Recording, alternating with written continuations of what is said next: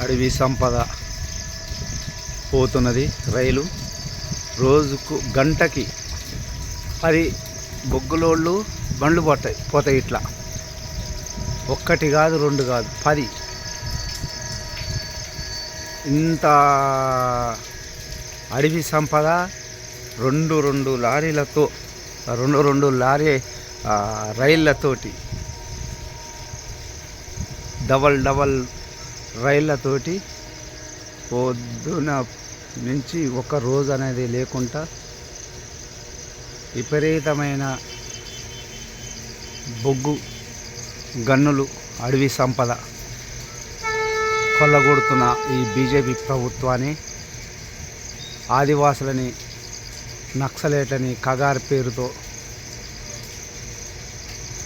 చంపుతూ గుట్టలని మొత్తం పాడు చేస్తూ, వీడికి ఒక్క రైలు పోయినది అని కానీ ఈ తెల్ల బాక్స్ కాడికి ఒక రైలు, ఈ బాక్స్ నుంచి మళ్ళీ ఇంకో రైలు, జంట రైలు ప్రయాణాలతో బొగ్గు, రాయి, కనజ లాంటి సంపదలను మొత్తం ఖాళీ చేస్తూ పెట్టుబడిదారులకు కొమ్ము కాస్తున్న ఈ బీజేపీ ప్రభుత్వం ఏడా అడ్డుపడుతారో అని, నక్సలిజాన్ని అంతం చేస్తామని వీళ్ళు భ్రమలు పడుతూ ఇది చేస్తున్నారు.